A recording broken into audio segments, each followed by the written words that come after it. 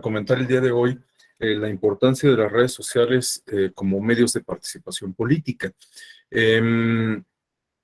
La comunicación digital, como hemos logrado advertir en estas sesiones que van del diplomado, pues es una comunicación muy actual, muy vigente, que pues resulta, de hecho, ineludible. Comentábamos desde la primera sesión que pues hoy en día prácticamente cualquier actividad humana pasa por la digitalidad.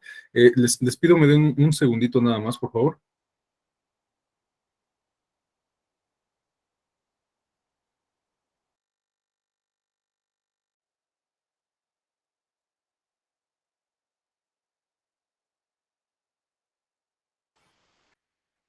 Disculpen ustedes, es que, bueno, este horario ya lo hemos comentado, es un poco complicado. Ya de plano tuve que contratar transporte para mi hija porque no me da oportunidad de llevarla. Y pero bueno, pues aquí hay que estar al pendiente. Bueno, pues les decía, hoy es ineludible el pasar por las vías digitales para prácticamente cualquier tipo de interacción humana.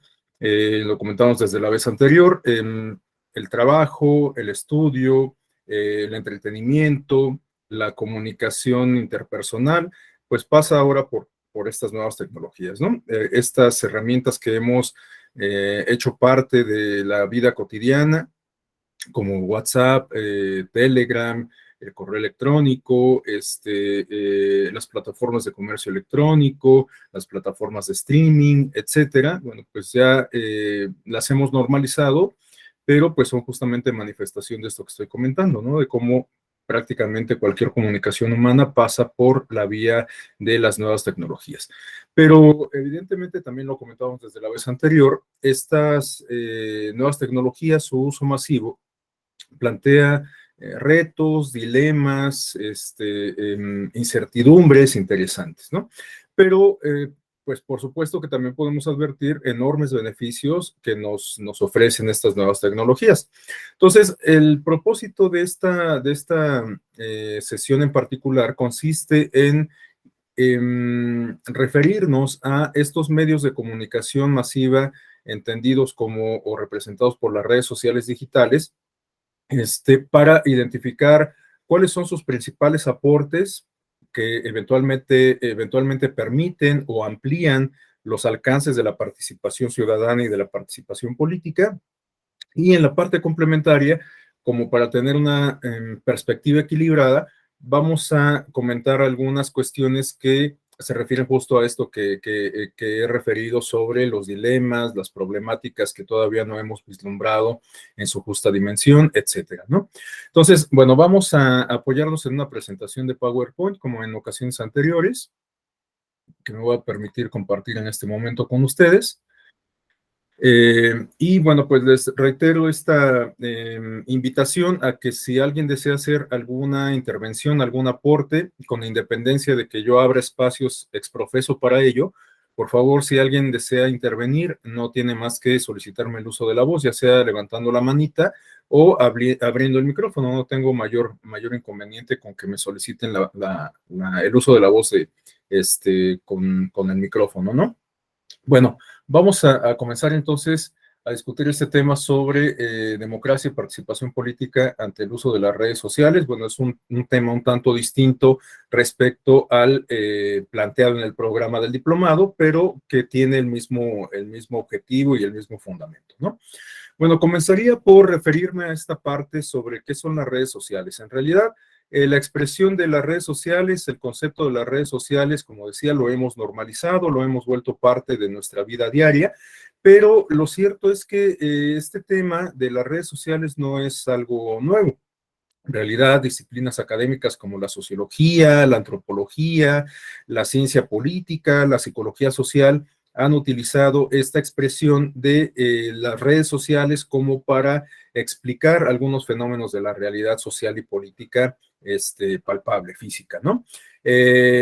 Como aquellas cuestiones relacionadas con la solidaridad orgánica, aquellas cuestiones relacionadas con digamos, las articulaciones, las sinergias,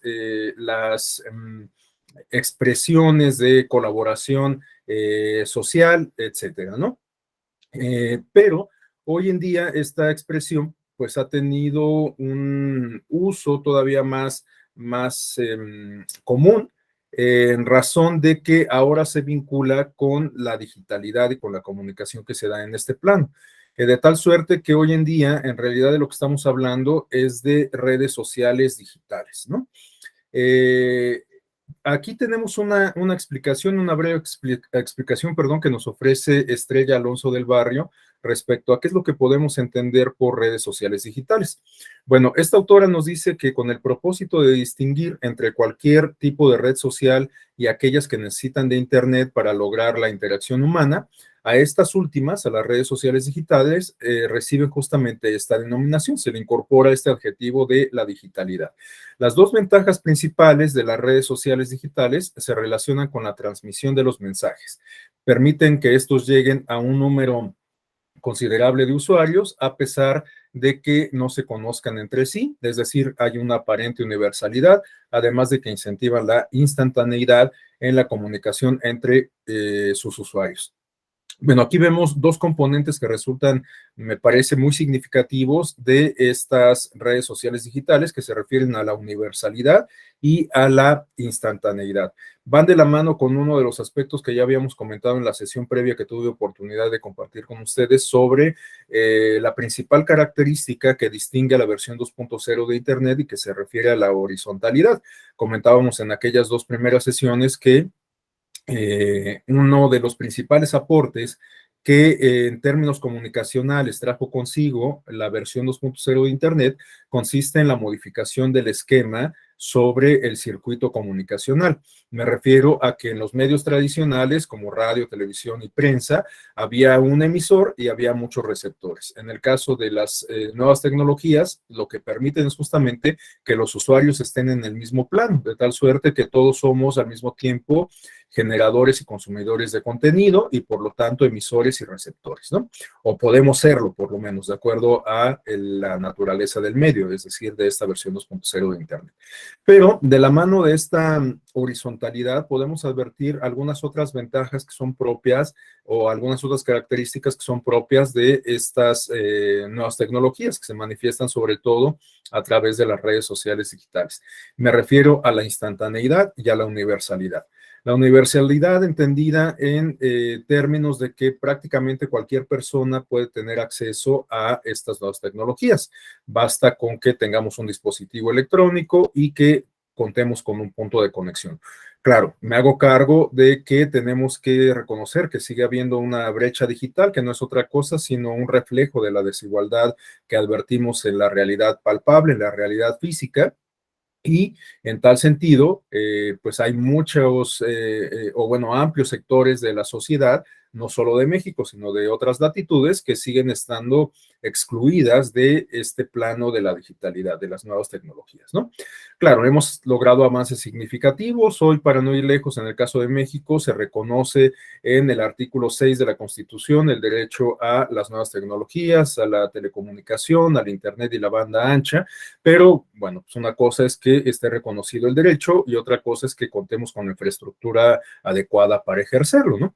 Esto, bueno, pues es un tema de discusión, pero que guarda cierta similitud con el reconocimiento de otro tipo de derechos y la ausencia de una o de condiciones óptimas como para su ejercicio. Tenemos reconocido el derecho a la educación, el derecho a la salud, pero bueno, pues la infraestructura para poder ejercer esos derechos en algunas ocasiones no es la más adecuada. Con todo y eso, no es que no haya una condición mínima para poder acceder a estos derechos, para poder practicarlos, pero bueno, no hay en algunas ocasiones, reitero, las condiciones más óptimas para un adecuado ejercicio de estos derechos. Y bueno, pues no es la excepción justo el derecho a las nuevas tecnologías, el Internet y la banda ancha. Bueno, entonces tenemos esta expresión de la universalidad que pues se refiere justo a esta posibilidad de que cualquier persona pueda tener acceso a estas nuevas tecnologías y a estas formas de comunicación digital. Y el otro aspecto es el de la instantaneidad. Este me parece que es uno de los distintivos justo de la comunicación digital. La comunicación digital es mucho más fluida, es mucho más ágil, circula con mucha más rapidez y esto genera muchas dinámicas interesantes. Una de ellas se refiere, por ejemplo, a cómo esta forma de circular la información, estas formas de comunicación, eventualmente pueden convertir a la información en fútil, en trivial, en pasajera, ¿no? Y esto lo podemos advertir justo en la forma en que funcionan las redes sociales. Algo que hoy por la mañana resulta tender tropic, tende, tendencia, para decirlo en español, algo que resulta hoy tendencia, hoy 7 de septiembre a las 7:21 de la mañana, bueno, pues puede ser que para las 12 del día de hoy, 7 de septiembre del 2022, ya sea algo, una discusión acabada, una discusión concluida y que ahora haya nuevos puntos de discusión en la conversación pública, ¿no? Vean cómo, por citar un ejemplo sumamente importante de trascendencia nacional, la discusión que se ha sostenido en la Suprema Corte de Justicia de la Nación en esta semana sobre la prisión preventiva oficiosa empezó justo como una tendencia, incluso desde antes de que se diera la discusión, es decir, durante el fin de semana, y paulatinamente pareciera como que se ha diluido un poco la intensidad que tenía el tema, por lo menos en la conversación de las redes sociales. No es que ya haya pasado a un segundo plano por completo, pero sin duda ya no es la misma tendencia, ya no tiene la misma fuerza en comparación con la que tenía el fin de semana o bien el lunes todavía, ¿no? Y bueno, pues así podemos observar muchas otras cosas, muchos otros ejemplos, muchas otras experiencias de cómo esta inmediatez, este acceso y esta fluidez en la circulación de información, pues puede destinar a los contenidos a tener este matiz, este carácter de futilidad, de ser efímeros, ¿no? Bueno, a continuación quisiera exponerles cuáles son las tres vertientes, los tres grandes rubros que quisiera que abordáramos en esta sesión, una vez que ya tenemos algunas nociones, algunas aproximaciones conceptuales, algunas reflexiones respecto a qué son las redes sociales, cómo funcionan, en específico a qué estamos haciendo alusión cuando hoy por hoy utilizamos esta expresión de las redes sociales, que bueno, pues se entiende justo a una red social que se da en el plano de la digitalidad, que permite la comunicación humana a través de o a partir de estas características que hemos definido, la horizontalidad, la inmediatez, entre otras cuestiones, ¿no? Bueno, teniendo ese antecedente, estos contenidos como introducción, ahora quisiera compartirles la estructura de la sesión. ¿Cuáles son los tres aspectos principales que quisiera que revisáramos, que discutiéramos en esta sesión? Bueno, en primer término, quisiera que pusiéramos énfasis en esta parte que de alguna manera ya hemos comenzado a discutir sobre entender las redes sociales como medios de comunicación masiva, pero como medios orgánicos, o mejor dicho, como medios de comunicación masiva orgánicos o orgánica. Vamos a revisar a continuación a qué me estoy refiriendo con esta expresión. El segundo rubro, el segundo aspecto que quisiera que discutiéramos hoy, se refiere a entender las redes sociales como medios de escrutinio del poder y para exigir la rendición de cuentas. Es decir, como herramientas que eventualmente pueden ser útiles para el sostenimiento y el robustecimiento de la democracia. Y en este mismo orden de ideas, quisiera que hiciéramos referencia al último aspecto que se refiere a identificar los medios de comunicación masiva digitales, en específico las redes sociales, como medios para alentar y organizar la participación política y social. Vamos a ver que las redes sociales pueden constituir un poderoso vehículo, un muy significativo medio para alentar la participación, para que sus propósitos, sus objetivos se amplíen y para que los resultados sean mucho más significativos, ¿no? Mucho más poderosos y contundentes. Bueno, vamos a comenzar con la primera de estas vertientes, con el primer rubro. Bueno, algunos de los aspectos que podríamos abordar, desarrollar sobre este primer rubro, ya de alguna manera los abordábamos en las primeras dos sesiones que tuve con ustedes y seguramente pues han seguido abordándolos en las sesiones siguientes. Pero sin afán de ser reiterativo, me parece importante que retomemos algunos aspectos, solamente como para puntualizar este primer rubro al cual hemos hecho alusión. En tal sentido, podemos reconocer que estos medios de comunicación masiva, entendidos como redes sociales, pueden permitir una cercanía en la comunicación personal, ya sea afectiva o de otro tipo, ¿no?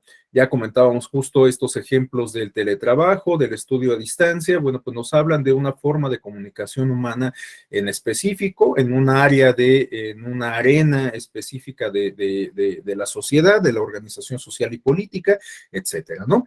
Pero bueno, ya hablamos también, por ejemplo, de las plataformas de streaming que permiten pues, una forma de comunicación, en este caso, pues, con una empresa, para lograr un servicio que consiste justamente en el entretenimiento, ¿no? En poder tener acceso a contenidos audiovisuales, como pueden ser series, películas, documentales, música, etcétera, ¿no? Pero, bueno, la comunicación que se da en redes sociales, pues por supuesto que puede ser mucho más amplia y no circunscribirse solamente a algunos campos, de tal suerte que hoy tenemos algunas redes sociales, algunas plataformas que permiten algún tipo de interacción humana que a lo mejor hace algunos meses incluso, unos 12 meses, 8 meses, 24 meses, no lo sé, resultaban inimaginables, ¿no? Por ejemplo, en específico estoy pensando en esta plataforma, en este tipo de plataformas como Tinder. No sé si ustedes conozcan la plataforma, ya han escuchado de ella, pero pues se trata de una plataforma que, digamos, podríamos catalogar, esta es una expresión propia, por supuesto, como una versión 2.0 de estos sistemas de citas, ¿no? Para hacer que las personas se conozcan, encuentren, bueno, para que conozcan entre sí y eventualmente pues, puedan establecer algún tipo de relación de tipo afectivo, ¿no? Pero uno de los distintivos de Tinder, creo, consiste más bien en concertar encuentros de tipo sexual y efímero. No es una plataforma en muchos casos que sirva justamente como para pensar en vincular a las personas con la idea de construir un futuro en común a largo plazo, sino simplemente pues, se acuerda una relación sexual en un espacio, en un momento determinado, y pues cada quien sigue su camino. Entonces, bueno, este tipo de dinámicas, más allá de la opinión ético-moral que cada uno de nosotros pueda tener, pues nos habla de un tipo de realidad social que se construye a partir del uso de las nuevas tecnologías, en específico, pues en atención a los intereses que las personas tienen al interactuar con y en este tipo de redes sociales, ¿no? Entonces, bueno, pues la comunicación humana encuentra un cauce muy importante, muy significativo y sus alcances son, reitero, pues quizás incalculables cuando pasa por esta aduana de la digitalidad, ¿no? Por estas nuevas tecnologías, sobre todo representadas en las redes sociales. Bueno, las redes sociales también pueden permitir una vinculación profesional. Ya comentábamos el caso de estos formatos de trabajo a distancia, de estudio a distancia, pero hay algunas plataformas que están creadas ex profeso como para permitir, alentar justamente esta vinculación profesional. Por ejemplo, igual no sé si ustedes conozcan la plataforma de LinkedIn, ¿no? Que justamente es como una plataforma que permite no solamente ofrecer los servicios, publicar ahí nuestro currículum, sino eventualmente pues tejer algún tipo de vinculación, de alianza con otras personas, con otros colegas, y bueno, pues a partir de la vinculación digital que se da a través de plataformas como esta, se pueden lograr sinergias importantes de otro tipo. Se puede pensar en, bueno, yo lo comento porque conozco gente que así lo ha hecho, pensar en realizar o en integrar asociaciones, en pensar en organizar eventos, en pues incluso coordinarse para llevar a cabo un esfuerzo que podríamos considerar más de activismo social, pero cuyos participantes pertenecen a un gremio en específico. En fin, o sea, hay muchas formas en que podemos identificar cómo esta vinculación profesional a través de las redes sociales se puede manifestar, ¿no? Bueno, un tercer aspecto se refiere a la articulación de esfuerzos de la sociedad civil. Bueno, esto quizás lo vayamos a ejemplificar mejor con los siguientes rubros que vamos a revisar a continuación. Es decir, ya que entremos a esta parte de entender las redes sociales como medios que eventualmente potencian los alcances de la participación política, etcétera, pues a lo mejor entendamos con mejor claridad a qué nos referimos con este aspecto, ¿no? De la articulación de esfuerzos de la sociedad civil. Pero bueno, lo incluí de cualquier forma en este primer rubro porque esta articulación de esfuerzos, pues como quiera que sea, es una forma de vinculación, es una forma de comunicación, ¿no? Que parte justamente del establecimiento de relaciones en este contexto de la digitalidad. El siguiente aspecto se refiere a las campañas políticas e institucionales. Bueno, este es un aspecto sumamente interesante porque en la actualidad vemos que las instituciones recurren a las nuevas tecnologías, en particular las redes sociales, como un canal para transmitir, para difundir sus mensajes institucionales, ¿no? Y también podemos advertir que en México y prácticamente en cualquier parte del mundo, hoy la propaganda política también está encontrando un cauce importante en el mundo digital, sobre todo a través de las redes sociales. Yo no me acuerdo si ya se los había comentado, pero yo soy de la opinión de que todavía no podemos hablar de que la digitalidad y sobre todo las redes sociales han desplazado por completo a la radio y la televisión. Me parece que estamos en ese tránsito, pero que no hemos logrado pues justamente un desplazamiento al 100% de esos medios tradicionales. Y hay muchos elementos que me hacen suponer que esto es así, ¿no? Para empezar, hay que recordar que los medios tradicionales electrónicos como la radio y la televisión tienen un enorme poder de penetración, de tal suerte que en los espacios más apartados geográficamente que nos podamos imaginar, pues siempre llega alguna señal de televisión o de radio, ya sea directa o por repetidora, ¿no? A diferencia de la señal que nos llega a través de la fibra óptica y en Internet en general, ¿no? Entonces, bueno, pues me parece que todavía hay muchas personas que se ven en una situación de desventaja por esta brecha digital, que no es otra cosa sino un reflejo de la desigualdad social en términos materiales, como lo comentaba hace rato.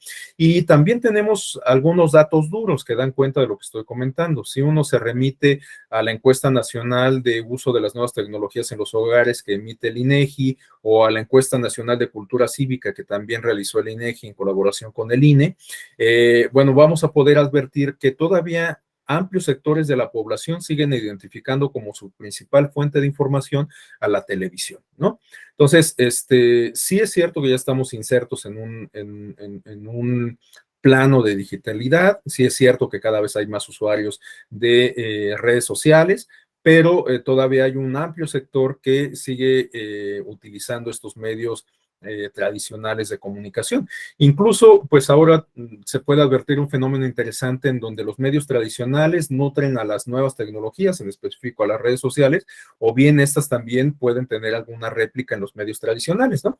Y les digo, hay muchos ejemplos de esto que estoy comentando. Pensemos, por ejemplo, en estos fenómenos que se generan en el ámbito de las redes sociales y que después son recogidos por el mundo de los medios tradicionales, ¿no? Vamos a identificar infinidad de ejemplos, pero ahorita de bote pronto estoy pensando, por ejemplo, en esta entrevista que se dio hace algunas semanas a una persona que dice que habla idioma alienígena. ¿Ustedes se acuerdan? Fue un ejemplo muy claro de esto que estoy comentando. Fue un evento que se viralizó en las redes sociales, pero que también tuvo una cobertura significativa en los medios tradicionales, ¿no? Y bueno, pues les digo, podemos citar muchos otros ejemplos de este tipo. Influencers que pues son justamente personas influyentes en los medios digitales y que después son llamados a entrevistas a medios tradicionales, ¿no? O a la inversa también, gente que tiene una trayectoria muy amplia, de muchos años en medios tradicionales y que ahora también está explorando estos medios digitales. Vean cómo muchos conductores de televisión informadores incluso, ¿no? Comunicólogos como Adela Micha, tenemos el caso de Jordi Rosado, perdón por recurrir a estos ejemplos tan triviales, pero me parece que son muy significativos respecto a lo que estoy hablando, ¿no? Está Jordi Rosado, está Adela Micha, entre algunos otros, ¿no? Y vemos cómo personajes conocidos como influencers, como el Escorpión Dorado o los Polinesios, pues son invitados a programas de televisión, ¿no? Entonces, bueno, pues vemos justamente ese vínculo que hay entre los dos tipos de medios de comunicación. Bueno, pero para dejar un poquito de lado este aspecto trivial, me vuelvo a referir a cómo los medios digitales se están convirtiendo en la nueva palestra para las campañas políticas. Este aspecto resulta muy interesante porque, pues, por supuesto que también tiene una dinámica propia igualmente interesante. Campañas políticas y campañas electorales. Y en este sentido, me parece que podemos identificar un evento que quizás amerite que lo clasifiquemos como coyuntural, como un parteaguas, algo que marcó un antes y un después. Estamos haciendo referencia a la campaña presidencial de Barack Obama en el año 2008. Hay muchos analistas que consideran que justamente esta experiencia de la campaña de Barack Obama, que lo llevó a la presidencia en aquella ocasión, marcó justamente el inicio de las campañas digitales, ¿no? O por lo menos, digamos, el inicio en términos masivos, porque, bueno, como todo proceso social, pues no podemos hablar de que pues alguien simplemente encendió o apagó el switch, sino que todo es parte de un proceso, que hay muchos antecedentes y que hay muchas consecuencias y que pues todo implica un constante cambio, una constante evolución, ¿no? Pero sin duda esta experiencia resulta muy significativa, ¿no? Y bueno, por supuesto, no podemos afirmar que esta, esta campaña de Barack Obama llevada al plano de las redes sociales, de la digitalidad, haya sido el puntal, haya sido el factor que determinó el triunfo de Barack Obama. Siempre establecer una causa y consecuencia en términos de propaganda política, es decir, en términos de triunfos electorales, resulta sumamente complicado, ¿no? Y no sé si esto también ya se los había comentado, pero en México podemos citar, por ejemplo, el caso de la campaña de Movimiento Ciudadano, protagonizada por Yago, y creo que sí lo comentamos la vez pasada, ¿no? Es una campaña que resulta sumamente exitosa porque ya forma parte incluso de la cultura popular, pero que no necesariamente esta campaña se ve reflejada en un incremento de votos a favor de los candidatos postulados por Movimiento Ciudadano, ¿no? O lo mismo ha ocurrido con el caso de las estrategias de campaña y las estrategias políticas en general del Partido Verde Ecologista de México, ¿no? Les comentaba que si algo se le debe reconocer al partido o se le puede reconocer al Partido Verde Ecologista es esta capacidad de innovación, esta capacidad de llevar al plano de la propaganda política algunas nociones, algunas experiencias y prácticas de la publicidad comercial, ¿no? En ocasiones, lo sabemos, el partido estira tanto la liga que se rompe y ahorita está sufriendo las consecuencias. Se le han suspendido sus prerrogativas de acceso a radio y televisión por un año justamente por violentar la normativa electoral, ¿no? Pero bueno, todo esto para explicar esta cuestión respecto a que los medios digitales se están convirtiendo en la nueva palestra y que quizás el punto significativo, lo que marcó un antes y un después, lo encontramos en la campaña de Barack Obama. Bueno, y tenemos en pantalla algunos datos que nos dan cuenta de, pues, que la campaña de Obama quizás sí pudo haber sido exitosa y quizás sí pudo haber sido la campaña en vertiente digital, pudo haber sido el factor que definiese la elección. Bueno, tenemos que Barack Obama tenía estos sitios que aparecen en la parte de arriba, la página electrónica barackobama.com, tenía su cuenta de Facebook, su cuenta de Twitter, su cuenta de MySpace, tenía canal de YouTube, tenía un canal de videos también, o bueno, de contenidos audiovisuales denominado Barack TV, dentro del propio portal barackobama.com, un sitio web Obama Mobile en Wikipedia, y un blog denominado barackobama.com. Bueno, algunas cifras que nos dan cuenta de esto que yo comentaba como el éxito de la campaña digital se refieren a esta numeralia que tenemos en la parte de abajo, 750 millones de dólares recaudados en poco menos de 2 años de campaña. 750 millones de dólares, imagínense lo que significa eso. Bueno, tenía también 13 millones, o se pueden contabilizar 13 millones de correos electrónicos de personas interesadas en recibir comunicaciones directamente del equipo de Barack Obama. Este aspecto es interesante porque estamos hablando de un acto volutivo, es decir, de personas que no estaban solamente atentos a recibir la información de la campaña de Barack Obama, sino que la buscaban, ¿no? Era como una suerte de suscripción. Entonces, es un tema interesante.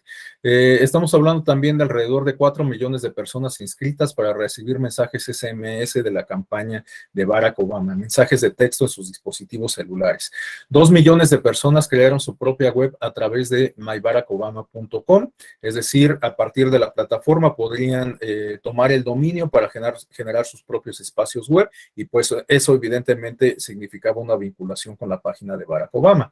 Había alrededor de 5 millones de amigos en redes sociales como Facebook y MySpace. Entonces, bueno, pues cada quien tendrá, reitero, su propia opinión respecto a qué tanto impacto tuvo esta campaña de Barack Obama, pero me parece que los números pues nos dan cuenta de que sí podríamos clasificarla como exitosa. Ahora, pues el ejemplo de Barack Obama ha sido retomado, ha sido replicado en muchas otras partes del mundo y evidentemente en México no es la excepción. Tenemos ahí en pantalla a un personaje que pues actualmente está muy venido a menos por el proceso judicial que enfrenta, pero que pues seguramente todas nosotros identificamos por que se trata del primer candidato a una gobernatura que logró ganar la elección. Estamos hablando de Jaime Rodríguez Calderón, que ganó la elección del estado de Nuevo León en el año 2015, sin haber sido postulado por algún partido político, ¿no? Es el primer gobernador que gana esa posición, postulado por la vía independiente. Es uno de los fenómenos más interesantes en términos de candidaturas independientes, porque recordemos que las candidaturas independientes, si bien se reconocían en nuestra Constitución desde una reforma que se hizo en el año 2012, no fue sino hasta el año 2014 que se reguló. Entonces, en el año 2015 fue cuando tuvimos las primeras experiencias de candidaturas independientes, y tuvimos 3 experiencias que resultaron sumamente interesantes, que tuvieron mucha resonancia, mucho eco, porque uno de ellos se refiere justo a Jaime Rodríguez Calderón, que ganó la gubernatura de uno de los estados más importantes del país. Me refiero o lo planteo en estos términos porque es uno de los estados que más aporta al Producto Interno Bruto de nuestra economía, ¿no? El otro caso era el de Manuel Cloutier, quien fue electo candidato, quien fue electo como diputado federal en el Distrito 1 de Sinaloa, si no me equivoco, y el caso de Pedro Kumamoto, que quizás era visto como el prototipo del candidato independiente porque no tenía ninguna vinculación partidista previa, a diferencia de Cloutier, que había sido militante del PAN, que era hijo o es hijo de quien fuera candidato presidencial en la elección de 1988, y el caso de Jaime Rodríguez Calderón, que pues tiene un pasado priista o tenía un pasado priista de larga data, ¿no? En el caso de Pedro Kumamoto, pues estábamos hablando de alguien que no tenía ninguna vinculación partidista previa, alguien que se apoyó justamente para hacer campaña en las redes sociales y en los medios medios digitales ante la carencia de recursos financieros para hacer campaña en medios tradicionales y que finalmente pues logró ganar la diputación local para la cual contendió en su natal Zapopan, en Jalisco, ¿no? Bueno, todo esto para explicar justo cómo estas experiencias de candidaturas independientes, sobre todo en los primeros años después de su regulación, en los años 2015 y 2016 sobre todo, han tenido éxito quizás en buena medida en función de las estrategias de campaña digital que se plantearon en su momento. Y el caso del Bronco resulta interesante porque la comunicación digital no solo le sirvió para llegar a la gubernatura, sino incluso también después se convirtió en un medio de comunicación institucional. El Bronco rendía sus informes o los daba a conocer, los difundía a través de sus cuentas de redes sociales y de las cuentas institucionales de redes sociales del gobierno del estado.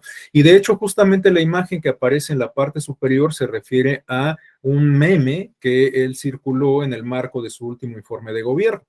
No se alcanza a ver bien la pregunta que se planteaba, pero esta decía, ¿cómo prefiere informarse la raza en 2021? Entonces vienen ahí las opciones, ¿no? Memes del Bronco, videos de Dross, Twitter de Pati Navidad, etiqueta de shampoo, periódicos de siempre, ¿no? Entonces, esta forma de comunicación digital, haciendo uso incluso de los recursos que derivan de las dinámicas que ahí se generan, pues fueron retomadas por el entonces gobernador, incluso durante su gestión. Pero, bueno, algo que podríamos destacar de su etapa de candidato es justamente, en un momento le doy el uso de la voz a Pablo, algo que podríamos destacar de su etapa, durante su etapa de campaña, es esta visión como para identificar a un target objetivo, a una parte del electorado que a lo mejor podría convertirse en el fiel de la balanza y hacerlo ganar la elección. Entonces tenemos ahí algunos datos que dan cuenta de esto que estoy planteando. Había en el 2015, que fue cuando se llevó a cabo la elección, 59,806 probables electores jóvenes de 18 años que votarían por primera ocasión. Pero además estaban los que ya tenían 19 años y que no habían votado, porque cuando la elección de 2012, pues tenían 16 años y no pudieron participar. Entonces, estas personas que ya tenían más de 18 años, bueno, un año más, de alguna manera también podríamos considerar que entraban dentro de este rubro de primo votantes, porque era la primera vez que iban a votar por gobernador o gobernadora. Y además calculaba su equipo de campaña un número de sufragantes, de votantes entre los 20 y los 34 años, de alrededor de 1,264,611, ¿no? Bueno, pues este era justamente el target del equipo de campaña de Jaime Rodríguez Calderón. Les digo, saber si su campaña en redes sociales resultó exitosa, si ganó la gubernatura por la campaña que desplegó en medios digitales, pues resulta difícil de afirmarlo, pero pues puede ser que sí haya sido, como también ocurrió con el caso de Pedro Kumamoto, ¿no? Adelante, Pablo, por favor. Gracias, maestro. Buenos días nuevamente para todas y todos. Ahí precisar, bueno, a mí me tocó ser parte de la agencia que llevó, no era agencia todavía, era un grupo muy sui generis de quienes llevaron al Bronco en su campaña digital para la gobernatura de Nuevo León. Yo me integré a esa agencia y precisamente durante unas reflexiones que hacíamos con miras a la elección intermedia de 2000, a la elección de 2018, a la presidencial, a la de jefatura de gobierno, algo que reflexionaban los jóvenes, porque yo era de los más grandes en esa agencia, eran puros chavitos de 25 a 30 años, reflexionaban algo. Esta estrategia de posicionamiento del Bronco, no hubiera sido posible en otra ciudad o en otras ciudades. Es decir, se pudo lograr con Alfaro en Jalisco, se está buscando hacer en la Ciudad de México, pero no hubiera sido posible en municipios más pequeños debido a la brecha digital. Es la gran reflexión a la que se llegó en ese momento. Y hace poco, cuando se hablaba de Internet para todos y todo esto que está haciendo la CFE, la siguiente reflexión era que el gobierno federal actual tiene un interés que es reducir esa brecha digital, pero sí con miras a la elección presidencial de 2024, ¿no? Es decir, que lo que están previendo o lo que veíamos es que muy probablemente la campaña digital para la presidencia en 2024 sea muchísimo más fuerte en cuanto a digital. Y lo otro, el tema de los recursos, ¿no? Creo que el Bronco fue un parteaguas para el tema de auditar los recursos en redes sociales. Creo que cambió las reglas del juego, creo que es el gran aprendizaje que nos deja, que él cambió las reglas del juego, porque tanto como independiente, pues no era. Había muchísimos recursos detrás de él. Y otros casos de ejemplo de esta digital, obviamente, Samuel García. Casualmente, tanto con Alfaro como con García y otros personajes que han ganado puestos de elección popular, hay por lo menos algún integrante de lo que fue la campaña del Bronco en sus equipos digitales. Entonces, como el gran aprendizaje que dejó esa elección del Bronco, ¿no? En esos dos sentidos. Es todo, gracias. Muchas gracias, Pablo. Muy, muy enriquecedores sus aportes y bueno, pues eh, eh, su experiencia desde la entraña de estos equipos de campaña. Muchas gracias, Pablo. Bueno, sin más dilación, le cedo el uso de la voz a Carlos Oropesa. Gracias, maestro Rafael. Buen miércoles a todas y a todos. Pues efectivamente lo que señala Pablo apunta al sentido de que las redes sociales en el mundo digital pueden contar con o sin recursos. El ejemplo que él cita de El Bronco, efectivamente, pues es un personaje que venía en su trayectoria política de las filas del partido tricolor y por circunstancias coyunturales, pues vio en la candidatura independiente una posibilidad de accesar al poder, ¿no?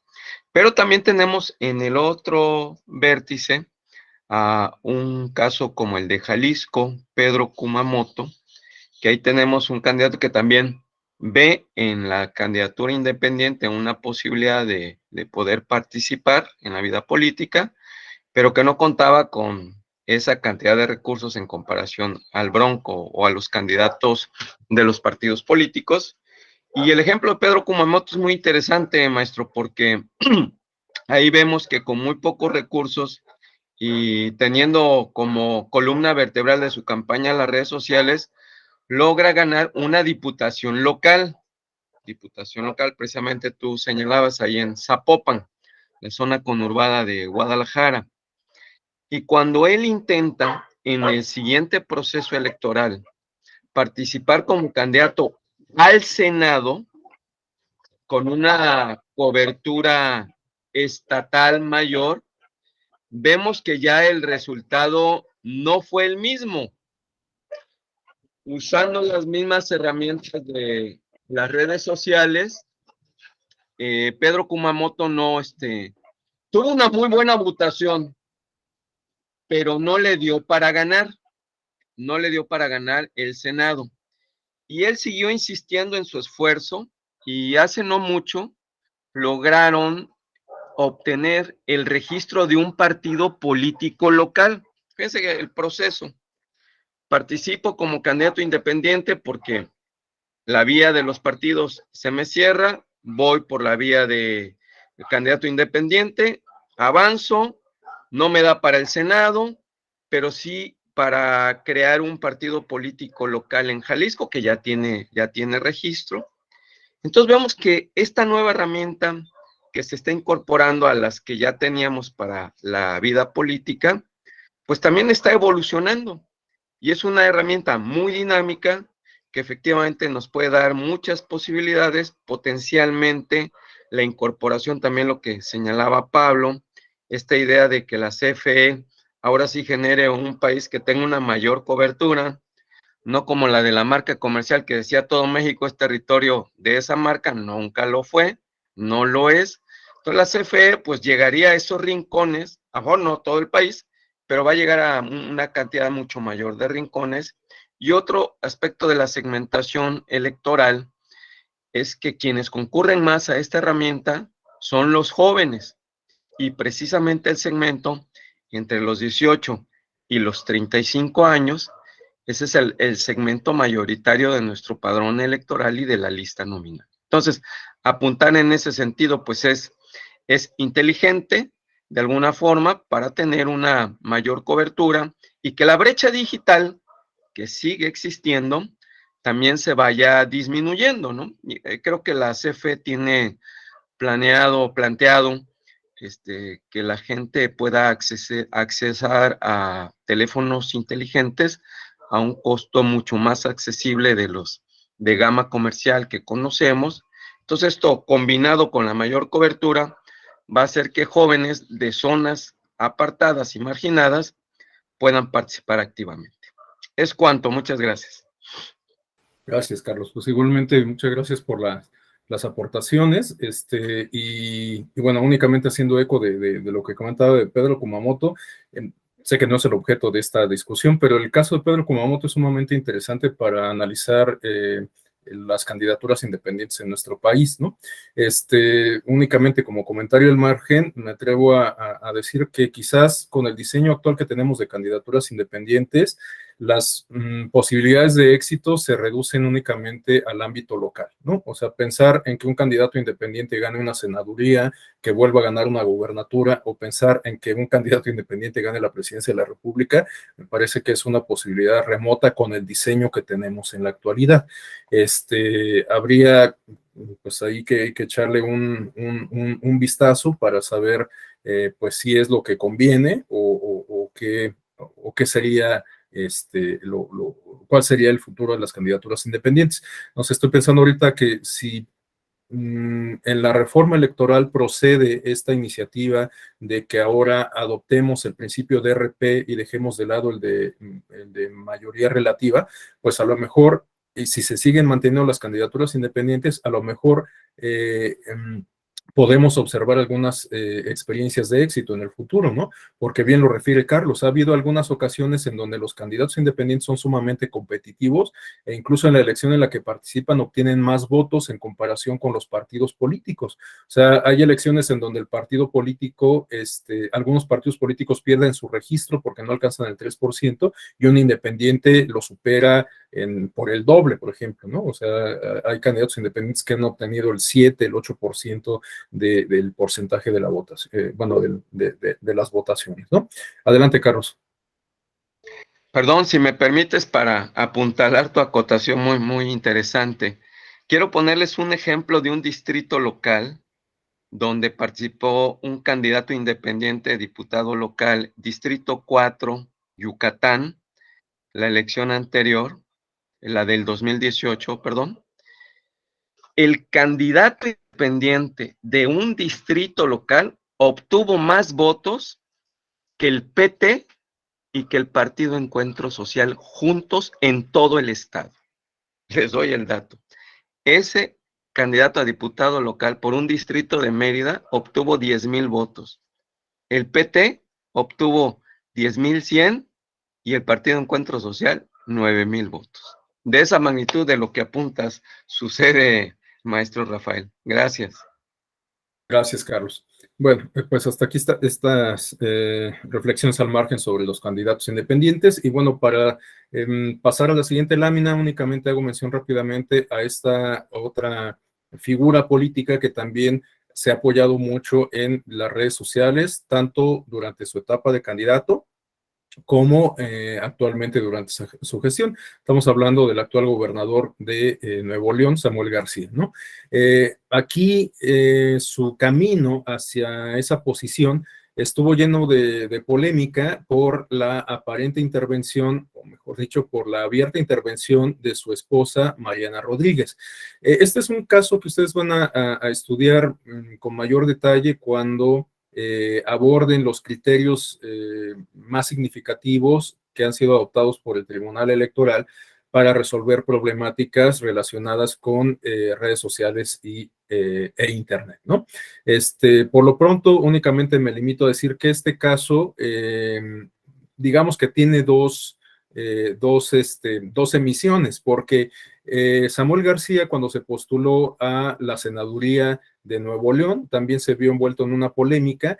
En ese caso, la pretensión de sus contrincantes era que se anulara la elección por rebase al tope de gastos de campaña por gastos no reportados. Y esos gastos no reportados se referían a el apoyo que le brindó su entonces novia, Mariana Rodríguez, que era influencer, sigue siéndolo, y también porque Samuel García personalizó algunos productos y los difundió a través de sus redes sociales. Por ejemplo, personalizó jerseys del equipo de fútbol de Tigres y de la selección mexicana y posteó las imágenes de estos jerseys en sus redes sociales.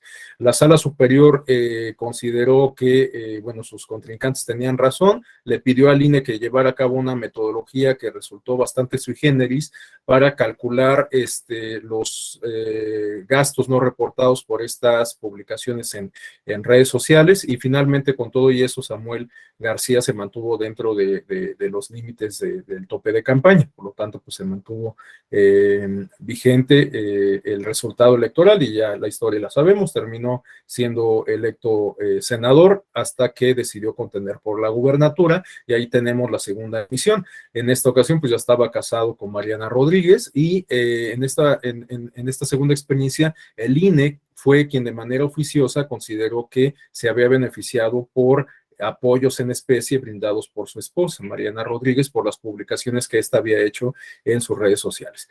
La sala superior consideró que en efecto, pues había habido ahí un apoyo en especie, pero que se tenía que atender a las características del caso concreto. Una de las principales características de este caso concreto se refiere al vínculo matrimonial que hay entre estas dos personas. En opinión de la sala superior, bueno, en un vínculo matrimonial, lo deseable, lo esperable es que pues, las dos personas que lo conforman se apoyen mutuamente en todas los proyectos que emprendan, ya sea de manera conjunta o individual, ¿no? Entonces, fue, digamos, como el aspecto medular del criterio que adoptó la Sala Superior para considerar que si bien pudo haber habido este apoyo en especie por parte de la esposa del candidato, bueno, pues se tenía que atender a este vínculo que los unía, ¿no?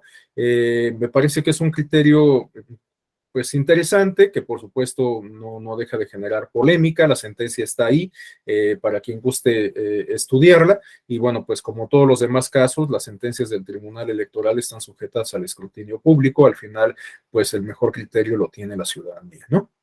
Bueno, pasamos, bueno, nada más para cerrar, les decía, incluyo esta mención a Samuel García, porque es un personaje que también se ha apoyado en las redes sociales y en Internet para sus campañas, en un primer momento para la senaduría, en un segundo para la gubernatura, y también durante su gestión, ¿no? También Samuel García nos ha dado materia prima como para discutir otros aspectos sobre las dinámicas que se generan en redes sociales. No sé si ustedes recuerdan que en algún momento fue objeto de polémica porque publicó fotos de un viaje que realizó a Egipto, creo, ¿no? Donde aparecía montado en un camello y demás, ¿no? Esto, siendo gobernador de la República, pues generó mucha polémica al respecto. Pero bueno, pues eso es motivo de otra discusión.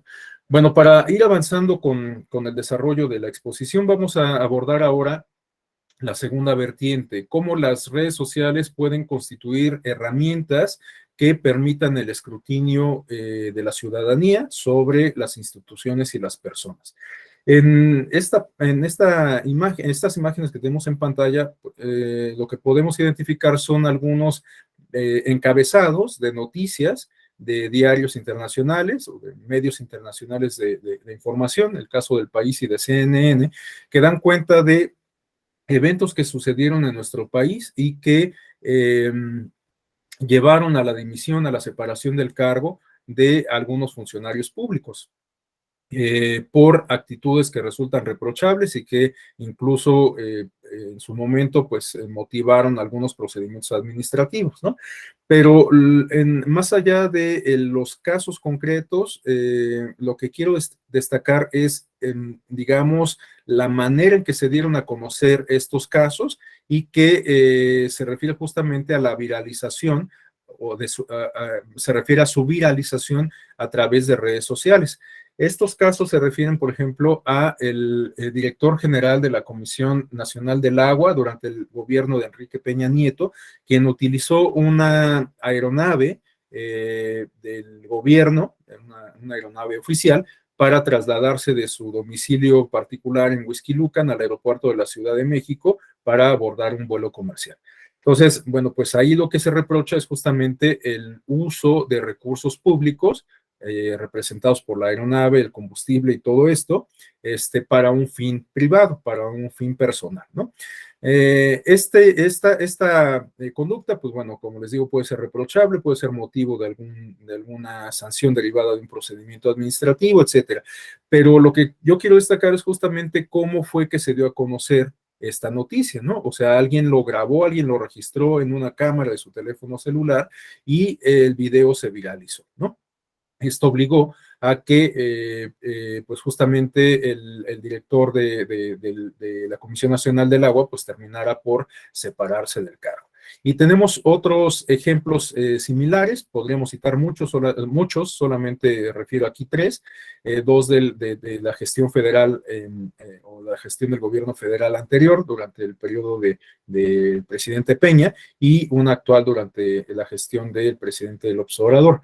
Bueno, el segundo caso de la gestión del presidente Peña, o que tuvo lugar en ese contexto, se refiere a una situación en donde la hija del titular de la Procuraduría Federal del Consumidor acudió a un restaurante y aparentemente pues no la atendieron con la agilidad que ella esperaba y esto lo posteó en sus redes sociales. Es un asunto muy interesante porque fíjense que no es que la señorita en cuestión haya hablado a la Procuraduría, no es que le haya hablado a su papá para que tomara alguna acción, sino que posteó su queja en redes sociales y algunos funcionarios de la Procuraduría, al advertir este posteo, esta publicación, se presentaron en el lugar y clausuraron el espacio, pues inventándose ahí alguna infracción, ¿no?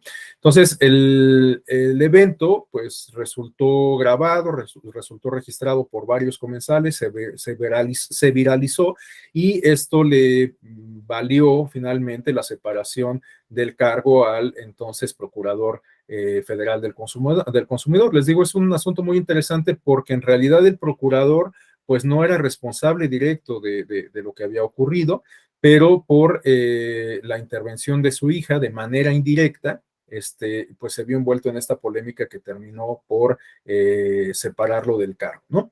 Y la última experiencia en este sentido es más reciente, como les decía, durante este gobierno del presidente López Obrador, un caso en donde la anterior secretaria del Medio Ambiente aparentemente pidió que se retrasara un vuelo comercial para que ella lo pudiese abordar, ¿no? Y esto pues igualmente fue registrado por los demás pasajeros, por los demás tripulantes del avión, se viralizó y pues generó una polémica sumamente álgida que a la sazón pues terminaría con la separación del cargo de la funcionaria en cuestión. Entonces, pues vemos cómo las redes sociales nos permiten convertirnos en reporteros de ocasión y pues denunciar la opinión o como parte de la opinión pública varios actos que eventualmente pueden ser calificados como reprochables o deleznables, ¿no? Claro, pues esta es una navaja de doble filo porque en muchas ocasiones la imagen no tiene mucho contexto y pues bueno, la mayoría de las personas solemos construir un juicio a partir de lo que vemos sin reflexionar mucho en lo que hay detrás. Y esto se observa de manera muy latente en el contexto de los procesos electorales, ¿no? No sé, seguramente ustedes han visto como cuando se va a calificar alguna elección en específico, justamente circulan muchos videos respecto a posibles conductas de compra y adquisición de voto, de distribución de despensas, etcétera, ¿no? Y en muchas ocasiones estos videos se presentan como parte de los juicios que se interponen ante los tribunales como pruebas técnicas, ¿no? Pero el Tribunal Electoral y bueno, todos los tribunales tienen que valorar este tipo de pruebas a la luz de tres componentes que se refieren o de tres condiciones que se refieren a modo, tiempo y lugar. Entonces, cuando entran al análisis ya más detallado de estos materiales, pues se dan cuenta que en algunas ocasiones no cumplen con estos requisitos, con estas condiciones, ¿no? Porque resulta que el video que se presenta para impugnar una elección en el distrito 1 federal para el cargo de diputado en el estado o de diputación en el estado de Sinaloa, pues resulta que el video que se presenta como prueba se refiere a la distribución de despensas en el distrito 5 de Veracruz, es decir, en una entidad completamente distinta, en un distrito completamente distinto, en una elección distinta y en muchas ocasiones en un momento distinto, porque ese video a lo mejor data de 2 o 3 elecciones previas, no de la elección concurrente que se está impugnando, ¿no? Entonces, este es un aspecto que hay que tomar mucho en consideración porque en muchas ocasiones, como les comento, bueno, esto todos lo sabemos, pues la imagen puede ser sumamente poderosa y nosotros nos quedamos con lo que nos transmite la imagen, pero no vamos más allá, ¿no? Entonces, en estos ejemplos que estoy comentando, pues en muchas ocasiones la ciudadanía o algunos sectores de la ciudadanía se quedan con esta impresión de que, bueno, pero ¿cómo el tribunal pudo haber avalado esa elección si tenemos pruebas contundentes, si hay videos que circularon, que dan pruebas, que representan pruebas de que hubo fraude, de que hubo compra del voto, etcétera? Bueno, pues el asunto es que esas pruebas, pues sí se presentan y se analizan, pero pues finalmente son desechadas porque no cumplen con estos requisitos, ¿no? Bueno, es una reflexión que vale la pena tener presente. Y ahora, sí, en efecto, Berenice, en cada proceso electoral invariablemente sacan estos videos, ¿no? Ahora vamos a referirnos a la tercera vertiente. Ya vimos, ya nos referimos a la primera sobre entender las redes sociales como medios de comunicación masiva. En la lámina que acabamos de revisar, vimos cómo bueno, vimos algunos ejemplos de cómo las redes sociales pueden constituir medios que nos permitan escrutar el poder, que nos permitan hacer ejercicios de rendición de cuentas, etcétera.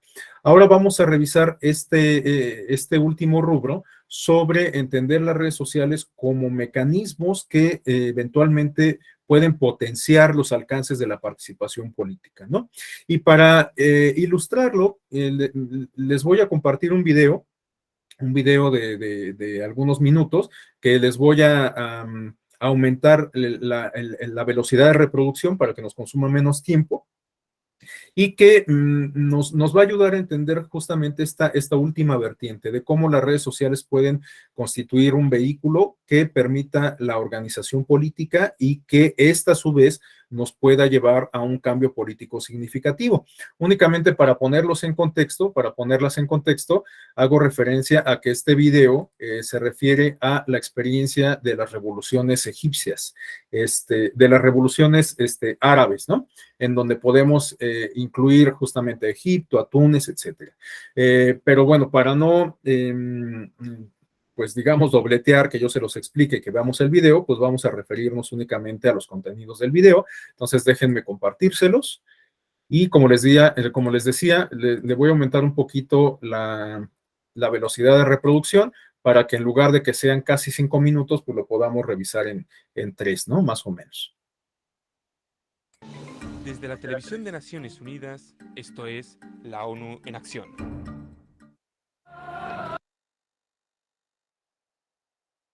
Perdón, sí se escucha, ¿verdad? Sí, ok. La Plaza Tahrir en Cairo, la capital de Egipto. Esta es una de las mayores manifestaciones desde que hace unos meses, en enero de 2011,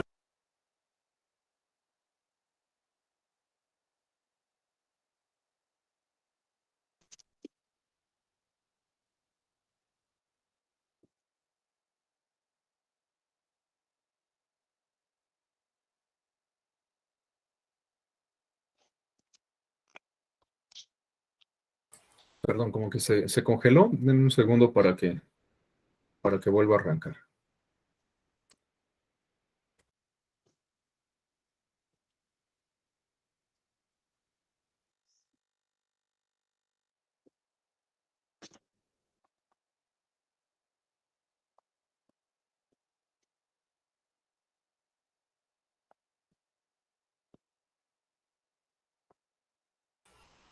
Denme un segundo, le voy a dar a refrescar, a ver si con eso se mejora.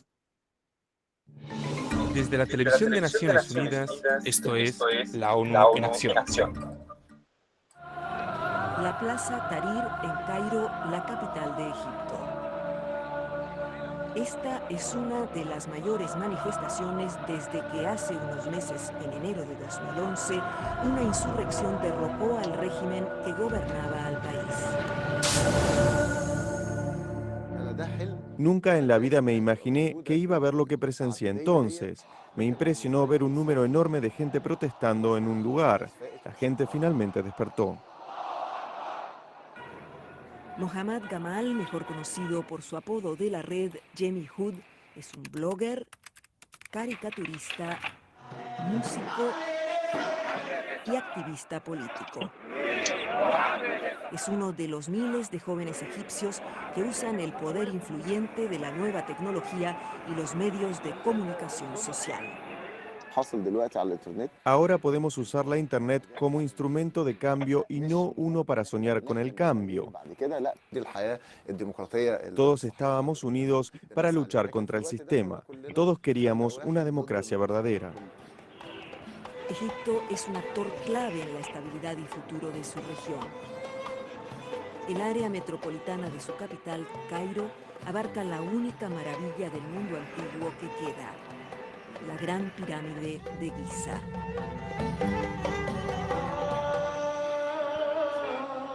Pero la grandiosidad de la historia de esta nación no concordaba con su realidad política, donde la estabilidad se logró a expensas de las libertades política y social. Bajo el régimen del expresidente Hosni Mubarak, no era posible tener una discusión política abierta. Pero con la llegada de los medios de comunicación social, Jemmy comenzó a bloguear y a subir sus caricaturas a la red para evitar la censura y exigir cambios. Y en 2010, Jemmy tuvo la oportunidad de presenciar las prácticas y las políticas de los medios de comunicación en los países occidentales a través de un programa de becas para líderes jóvenes que promueve el diálogo intercultural. Visitamos lugares que nunca soñé que iba a visitar. Visité la BBC, Francia 24, CNN. Fue mi primera experiencia participando en foros políticos y de relacionarme con políticos importantes. El programa está organizado por la Alianza de Civilizaciones de las Naciones Unidas y fue recientemente uno de los anfitriones del Foro sobre Medios de Comunicación y Relaciones Árabes Occidentales en Cairo. Jorge Sampaio es el alto representante de la Alianza.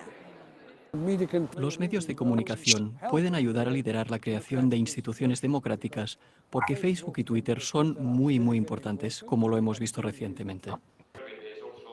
En el foro también estaba Etar Kamal, una periodista y autora galardonada. Ella usa los medios de comunicación social para discutir la revolución y su secuela con sus miles de adeptos. Es un muy buen momento para ser periodista porque están pasando muchas cosas. Tienes tanta responsabilidad y oportunidad no solo de concienciar, sino de provocar reflexión y debate. Etar participó en un programa de capacitación en Alejandría, Egipto, que también fue organizado por la Alianza.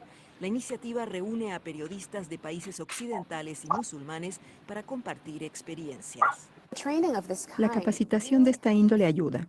Es muy interesante y es un reto trabajar con personas muy diferentes. Para mí el beneficio número uno es conocer a personas de toda la región, a otros periodistas, escucharlos hablar. Conforme los medios de comunicación continúan empoderando al pueblo egipcio, este se da cuenta más que nunca de los obstáculos en la senda a una democracia verdadera. La verdadera prueba es si la gente usará la democracia de la manera correcta. Solo entonces conoceremos el resultado de lo que comenzamos con nuestra revolución. pero para la mayoría de los jóvenes que participaron en el levantamiento, el proceso en sí ya ha sido una experiencia extraordinaria. Tenemos mucho más poder. Una vez que has roto la barrera del miedo, harás cosas increíbles.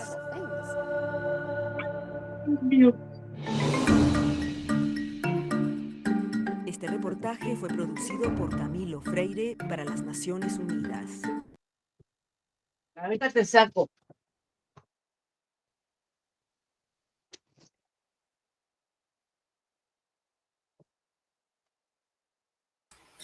Bien, pues como les decía, la experiencia de la primavera árabe resulta sumamente importante, muy ilustrativa, como para comprender esta segunda arista que yo les comentaba sobre cómo las redes sociales pueden convertirse en vehículos que alienten la participación social y política. No es que las redes sociales en sí mismas hayan logrado la revolución, hayan logrado un cambio de régimen político en Túnez, en Egipto y demás, pero a partir de su uso es que se logró un cambio político importante, un cambio político que además es sumamente trascendental. Estamos hablando del derrocamiento de un régimen autoritario que se había instalado durante más de 30 años, ¿no? Entonces no es un cambio menor. Cris, creo que tienes tu micrófono abierto, amigo. Cristian Yavín. Ok, bueno, hay algunos otros ejemplos de cómo las redes sociales pueden alentar justamente la participación política y ciudadana, ¿no? En pantalla tenemos algunos ejemplos en este sentido. Tenemos, por ejemplo, el movimiento de los indignados, el movimiento 15M en España, que se suscitó más o menos a la par de estas revoluciones árabes en el año 2011. Es un movimiento que rechazaba el bipartidismo, que consistió en manifestaciones pacíficas de protesta y que también estuvo en buena medida alentada por la crisis inmobiliaria que se presentó en España. Recordemos que en el año 2009 tuvimos una crisis económica global y que se dejó algunas secuelas de distinta naturaleza ya en el ámbito local. En el caso de España, pues, se presentó una crisis inflacionaria en términos de las tasas de interés sobre los inmuebles, los bienes inmuebles. Mucha gente que pues se vio de la noche a la mañana en la imposibilidad de seguir pagando su hipoteca o sus rentas, ¿no? Bueno, pues en contra de esta situación se manifestaron estos, amplios colectivos sociales, y buena parte de la organización que se observó encuentra su origen justo en las redes sociales, ¿no? Bueno, también tenemos el movimiento Umbrella en China, en Hong Kong, en el año 2014, que también utilizando las redes sociales logró articular varias movilizaciones en el país chino, en específico en Hong Kong, con el propósito de protestar en contra de una reforma electoral en aquella latitud, ¿no? Tenemos también el caso del Occupy Wall Street en Estados Unidos en 2011, que consistió en una manifestación en distintas ciudades de Estados Unidos, sobre todo en los grandes centros bursátiles como Nueva York, Chicago y algunas otras, para protestar sobre todo por la evasión fiscal y estos beneficios que las grandes empresas, los grandes consorcios obtenían en términos de condonaciones, ¿no? En opinión de pues amplios sectores de la ciudadanía, y sobre todo considerando las secuelas que dejó tras de sí esta crisis económica mundial del año 2009, pues bueno, los grandes capitalistas eran quienes tenían que pagar la mayor cantidad de impuestos. Es algo, pues, digamos, como lógico, inherente a cualquier sistema tributario. Entonces, pues para impulsar justamente que se aplicase esta noción tan elemental de cualquier sistema tributario, se observaron varias manifestaciones en los Estados Unidos. Tenemos también el movimiento 5 Estrellas en Italia en el año 2009. Es un movimiento que incluso pues dio paso a la creación de un partido político que ostenta esta denominación, pero que era pues más bien un movimiento originalmente de tipo ecológico, de tipo pues un tanto contestatario, que finalmente, pues bueno, ya después se canalizó por la vía institucional y que pues ahora representa una fuerza importante en el sistema político italiano. Y bueno, tenemos en el caso mexicano algunas experiencias que dan cuenta de cómo las redes sociales pueden constituir, como les digo, un medio para lograr ampliar los alcances de la participación política.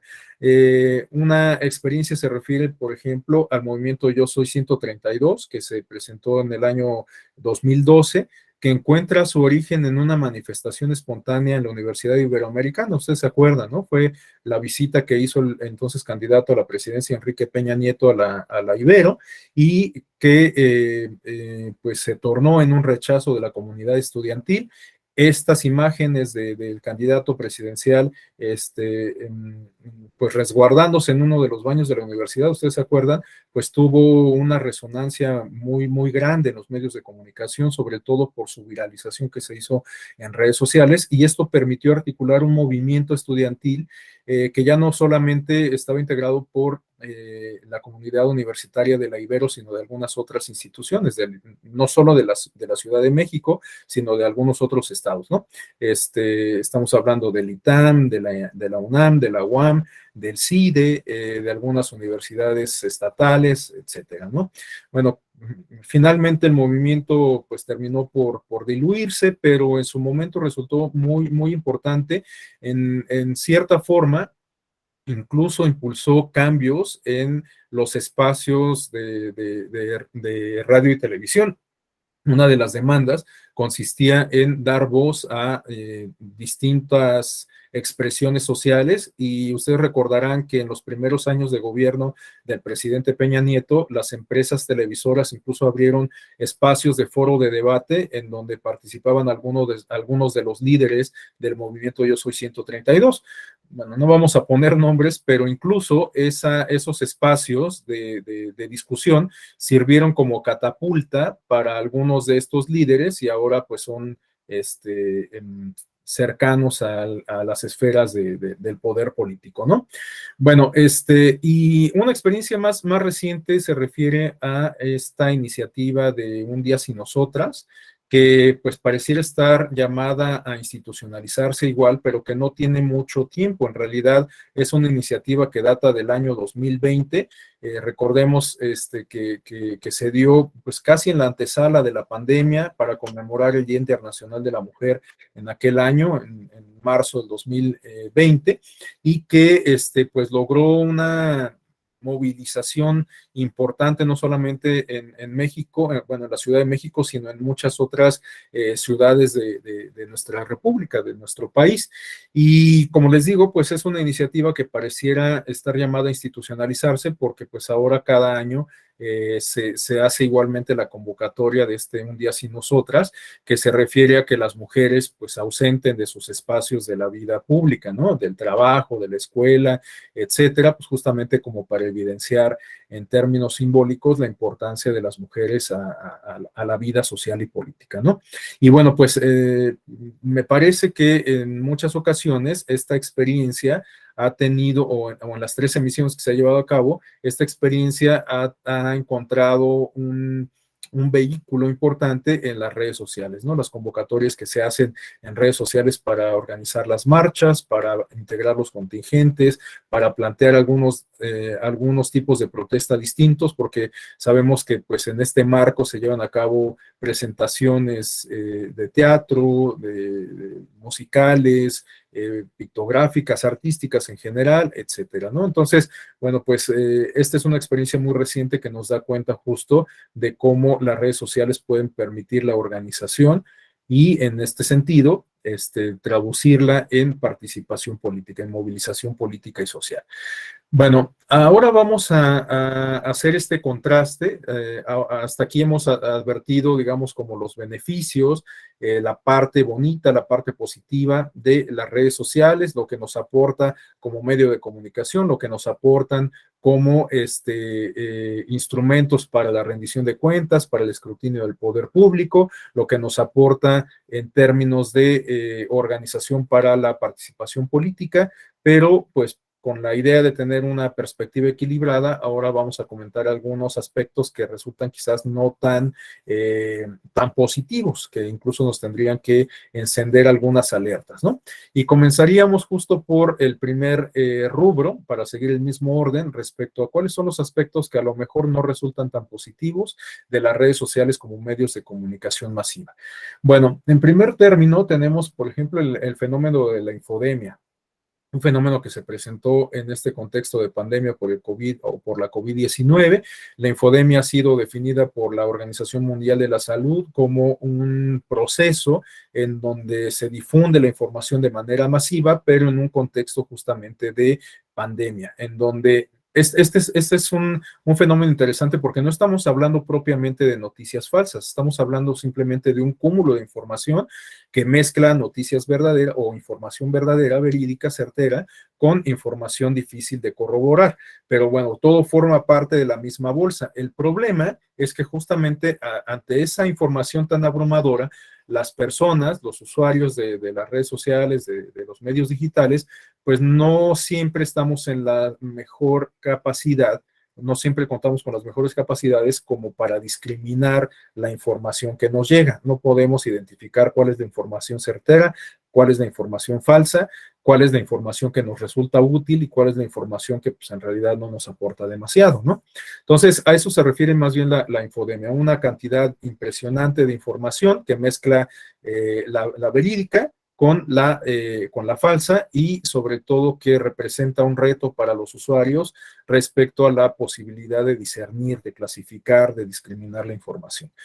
El siguiente fenómeno se refiere a las noticias falsas, a las famosas fake news. Pues aquí sí estamos hablando de información que carece de veracidad, información que no es sencillo verificar, que no es fácil comprobar, que en muchas ocasiones no cuenta con alguna fuente, pero que se difunde profusamente y que pues esto, por supuesto, que contribuye a generar estados de ánimo, a generar percepciones, a construir incluso la opinión pública, ¿no?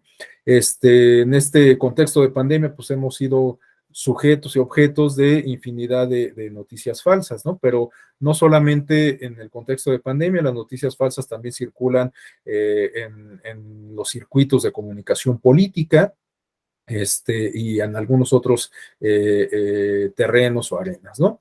Y por último tenemos el fenómeno de la posverdad. El fenómeno de la posverdad se asemeja al de infodemia en el sentido de que no solamente estamos hablando de noticias falsas, la posverdad implica en muchas ocasiones también la circulación de noticias verdaderas o de información verídica, que no es falsa, pero que se distingue sobre todo por el propósito último que persigue, que no se circunscribe únicamente a la difusión de la información, sino a la movilización de las personas.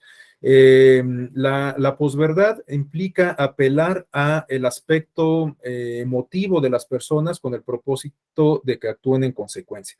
Y uno de los ejemplos más claros lo podemos identificar en la toma del Capitolio, cuando Joe Biden tomó la presidencia de la Unión Americana, de los Estados Unidos. Ustedes se acordarán que justamente cuando se estaba llevando la ceremonia de investidura en el Capitolio, con Joe Biden, a unos metros, ahí mismo en la ciudad de Washington, se estaba realizando un meeting encabezado obviamente por el candidato perdedor, Donald Trump, en donde pues volvía a arremeter contra Biden, contra el ejercicio electoral. Recordemos que Trump también alentó mucho esta narrativa del fraude e incluso presentó recursos judiciales, pero pues realmente ninguno procedió y pues todo se quedó en ese plano, ¿no? de la narrativa. Pero esta narrativa pues alentó a la ciudadanía o a algunos sectores de la ciudadanía, en particular pues a los partidarios de Trump, más recalcitrantes a llevar a cabo esta acción de toma del Capitolio, ¿no? Pero en general, pues podemos advertir que Donald Trump es uno de los personajes, digamos, como más representativos de este fenómeno de la posverdad. De hecho, hay muchos especialistas que consideran que Donald Trump y Ronald Reagan son dos de los personajes que más representan este fenómeno de la posverdad o que más lo han alentado en su momento, ¿no? Bueno, a continuación tenemos esta otra lámina sobre la siguiente arista respecto a su lado B, los aspectos no tan positivos de entender las redes sociales como medios de escrutinio, ¿no? Bueno, en este caso estamos hablando de que las redes sociales sí nos sirven como para denunciar, nos sirven como para alzar la voz, nos sirven como para escrutar el ejercicio, el desempeño de los funcionarios públicos, de las instituciones, etcétera, ¿no? Pero también pues pueden generar efectos perniciosos, por ejemplo, lo que se refiere a la construcción de prejuicios en el desarrollo de investigaciones administrativas o judiciales. Volviendo a los ejemplos que citábamos hace rato, estos eventos que se viralizaron respecto a conductas reprochables de funcionarios públicos, les decía que en todos los casos se anunciaron procedimientos administrativos. Bueno, en realidad no sabemos qué pasó con esos procedimientos administrativos, pero lo que sí sabemos es que terminaron separándose del cargo estos funcionarios públicos, ¿no? Entonces, si se hubiera llevado a cabo el procedimiento administrativo de manera adecuada, yo creo, salvo la mejor opinión de ustedes, por supuesto, que a lo mejor una posible consecuencia de haber desarrollado todo el procedimiento administrativo hubiera sido la separación del cargo, ¿no? Pero no hacerlo al revés, o sea, no hacer la separación del cargo y después realizar el procedimiento administrativo. El asunto es que esas acciones de separar a los funcionarios del cargo responden justamente a una acción de bote pronto por la viralidad que tiene la noticia, ¿no? Entonces, este aspecto es sumamente interesante porque, pues a veces puede ser que estas interacciones que se tienen en redes sociales, pues terminen por constituir un medio de presión social y política, pero en términos quizás indeseables, ¿no? Es decir, pues los funcionarios públicos a lo mejor con la idea de no ser crucificados en las redes sociales, pues actúan de determinada forma sin que pues se conduzcan por los canales institucionales adecuados, ¿no? Por otro lado, pues tenemos también que en casi todas estas dinámicas podemos advertir una ausencia de objetividad, ¿no? O sea, nos quedamos con esa impresión que nos causa la imagen o la fotografía, el video, etcétera, y les digo, en muchas ocasiones no reflexionamos en lo que hay detrás, en el contexto, ¿no? Incluso hay muchos casos en donde pues es evidente que el contenido que se viraliza es solo una porción de una grabación más amplia, ¿no? Pero bueno, pues esa porción es lo que tiene o lo que genera un impacto más fuerte, más determinante en la opinión pública, ¿no? Incluso en muchas ocasiones ha pasado que quien es el protagonista de un video de esta naturaleza, pues sale a hacer las aclaraciones correspondientes, presenta el resto del contexto de la grabación, etcétera, pero en muchos casos el daño ya es irreversible, ya no se genera el mismo impacto en la opinión pública en comparación con el que se generó con la primera transmisión del video, ¿no? Entonces, es evidente que en muchas ocasiones hay esta ausencia de objetividad cuando consumimos este tipo de contenido, incluso cuando intentamos sujetarlo a un análisis, ¿no? Y bueno, pues todo esto se traduce evidentemente en dinámicas de desinformación. Cuando no hay objetividad, cuando nos quedamos solamente con una imagen, con una porción de todo el contexto, pues en realidad estamos contribuyendo a la desinformación y nosotros mismos somos víctimas, somos sujetos de estos procesos de desinformación. Y bueno, la última arista, su lado B de la última arista, es decir, ya quedamos que las redes sociales pueden ser medios que amplíen los alcances de la participación política, que la hagan posible en algunos casos, pero bueno, ahora vamos a ver los aspectos no tan negativos. Y bueno, solo por citar algunos, haría referencia, por ejemplo, a la manipulación, ¿no? Les ponía yo el ejemplo de los de los líderes o de algunos líderes del movimiento Yo Soy 132, pues hoy siguen siendo líderes de opinión, tienen muchos seguidores, pero ya pues sus planteamientos en muchos casos están muy alejados, muy distantes de los que acuñaron cuando formaban parte del movimiento Yo Soy 132, ¿no? Entonces, pues a lo mejor ahí hay una suerte de manipulación respecto al discurso a partir de la postura que han asumido ahora. Esto solo por citar un ejemplo, por supuesto, pero bueno, la manipulación se puede dar en muchos otros términos, ¿no? Y este es un aspecto muy importante de tener en cuenta a la luz de pues la influencia que tienen estas personas que son conocidas coloquialmente como influencers, ¿no? Justamente ayer que estaba revisando estos apuntes para la clase de hoy, cuando refería esta, o cuando pensaba en esta referencia que estamos abordando ahora, me imaginaba lo que significaría que, por ejemplo, alguno de los polinesios, ¿sí ubican a los polinesios? Imagínense lo que significaría que alguno de estos personajes tuviera pretensiones políticas, ¿no? Con los millones de seguidores que tienen, con los vínculos que tienen, o sea, es un tema interesante. Estaba pensando igual, por ejemplo, si el escorpión dorado se lanzara a algún cargo público, pues a lo mejor también tendría muchos seguidores, ¿no? Y bueno, sé que suena muy trivial y que pareciera un tanto descabellado, pero pues pensemos justo en las experiencias previas. O sea, ya tuvimos a un payaso de candidato al gobierno municipal de Guadalajara, en Jalisco, ¿no? Lagrimita, Guillermo Cienfuegos, ¿no?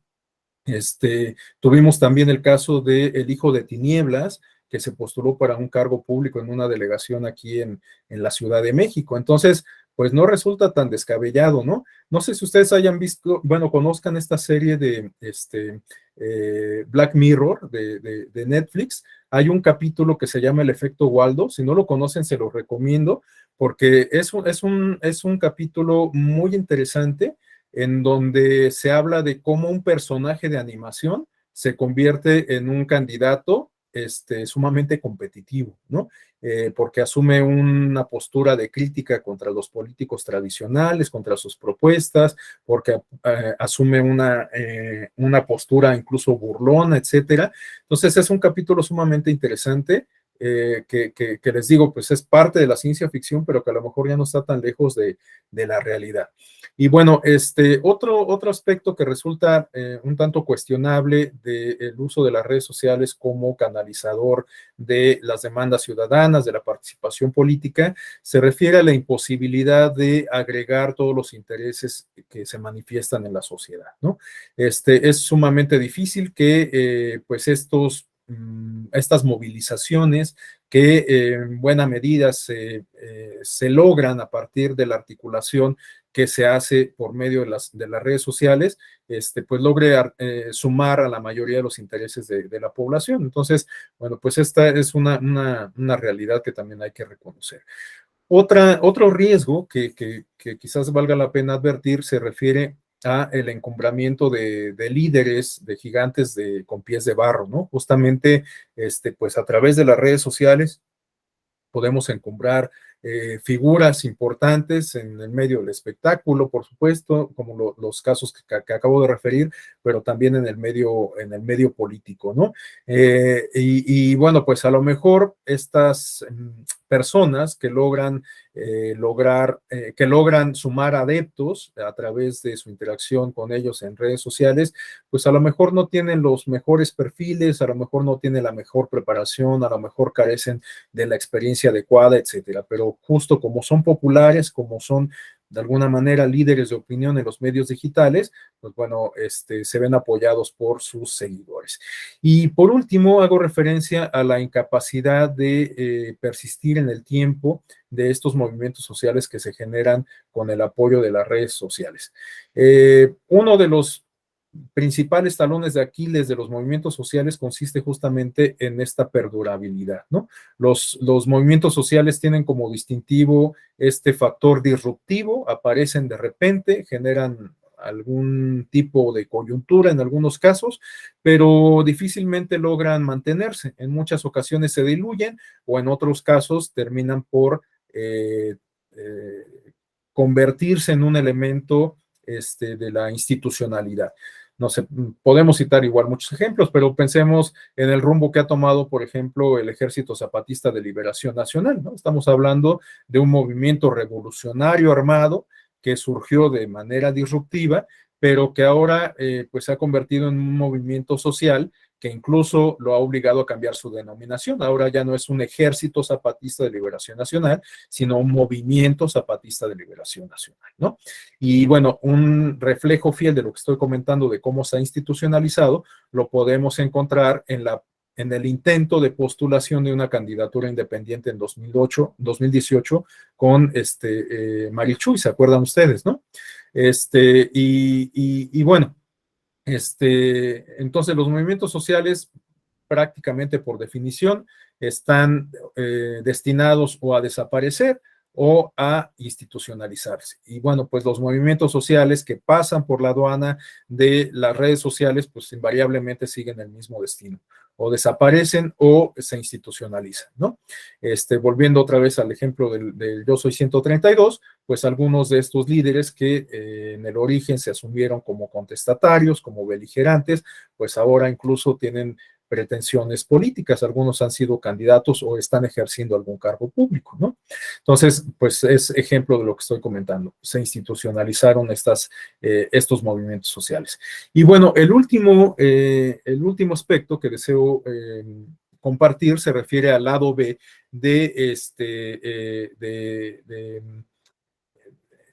bueno, este ya no es, digamos, como el lado B de ninguna de las aristas que acabamos de comentar, pero de alguna manera complementa estos aspectos digamos, no tan positivos de las redes sociales, ¿no?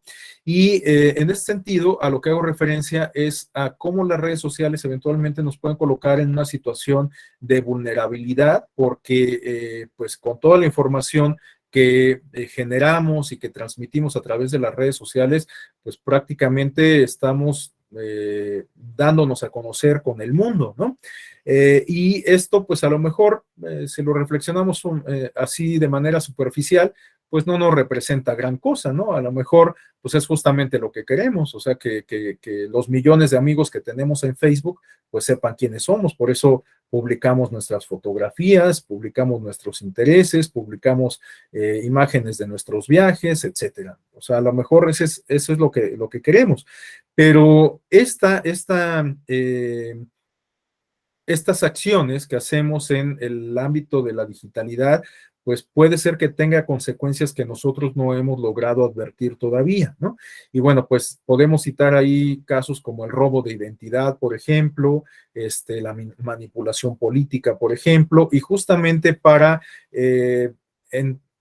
tener más elementos que nos expliquen una experiencia concreta de manipulación política, es que a continuación quisiera compartirles un video que da cuenta de la experiencia de Cambridge Analytica en el Brexit de Gran Bretaña y en la campaña presidencial de Donald Trump en los Estados Unidos, ¿no? Es un video que de manera muy sucinta, muy resumida, nos cuenta cómo fue esta experiencia de Cambridge Analytica, su intervención en específico en estos dos ejercicios comiciales, del Brexit en Reino Unido y de la campaña presidencial en los Estados Unidos. Es un video que igual dura alrededor de 5 minutos, entonces creo que nos da bien tiempo como para revisarlo en este periodo que resta de la sesión. Entonces, pues bueno, déjenme compartírselos.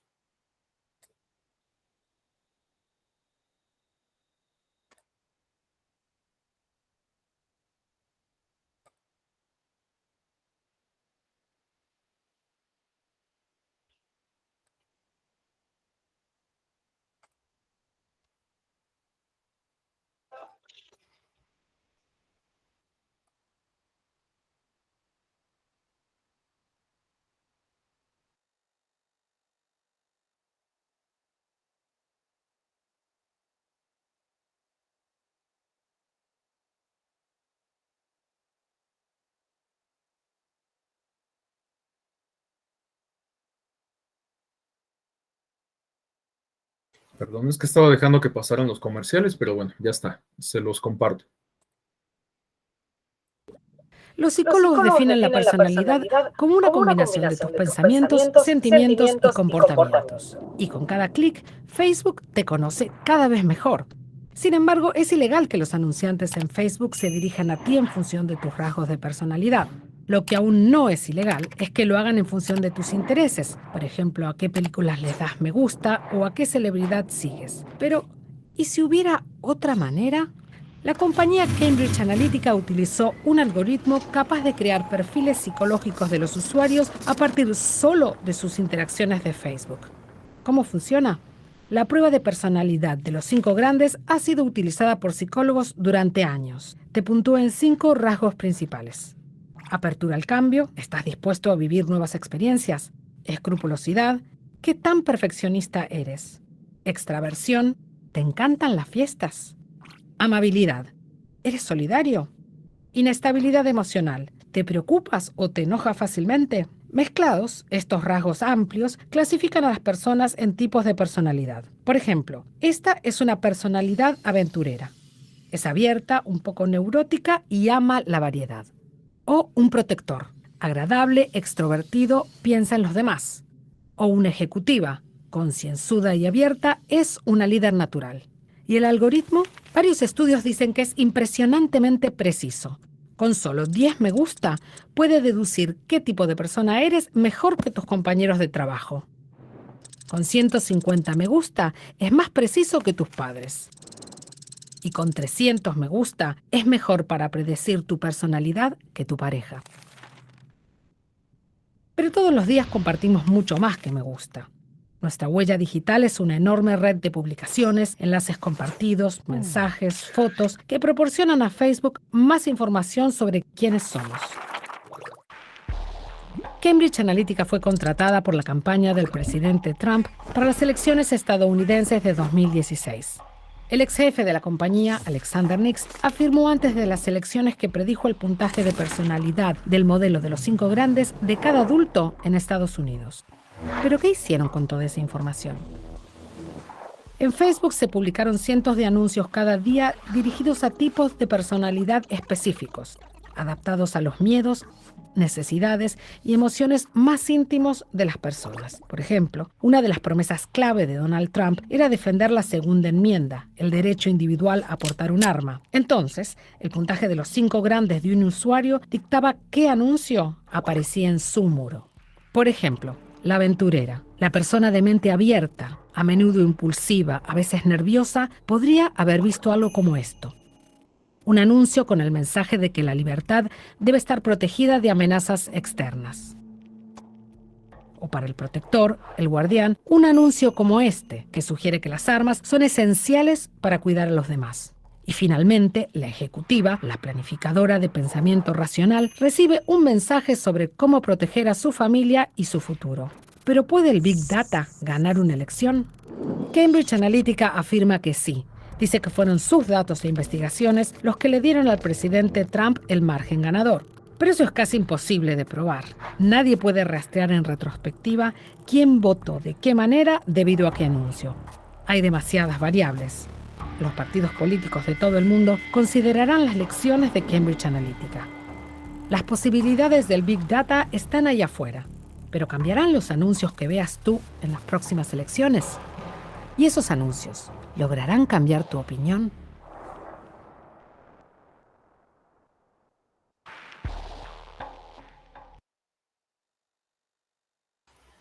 Bueno, pues hasta aquí dejaría la exposición con el propósito de que en estos 8 o 10 minutos que nos quedan, pues a lo mejor podamos escuchar algunas reflexiones, algunas réplicas de su parte. Únicamente me limitaría a decir pues algo en lo que he insistido. A lo mejor no hemos todavía vislumbrado cuáles son las consecuencias del uso de las nuevas tecnologías, ¿no?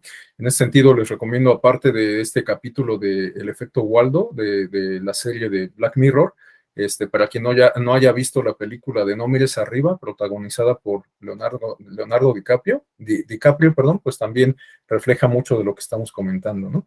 Entonces, bueno, pues hasta aquí la intervención a cargo de su servidor. No sé si alguien desea hacer algún comentario. Berenice, Carlos, Pablo.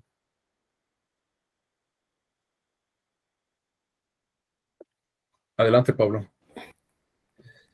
Bueno, nada más comentar que posterior a lo de Cambridge, empezaron a surgir muchas tendencias de inteligencias artificiales y hace un año exactamente, en julio del año pasado, personas que se dedican al marketing digital nos llamaron a uno de los medios con los que he colaborado para ofrecernos un software carísimo, que inició como un tema de seguridad digital.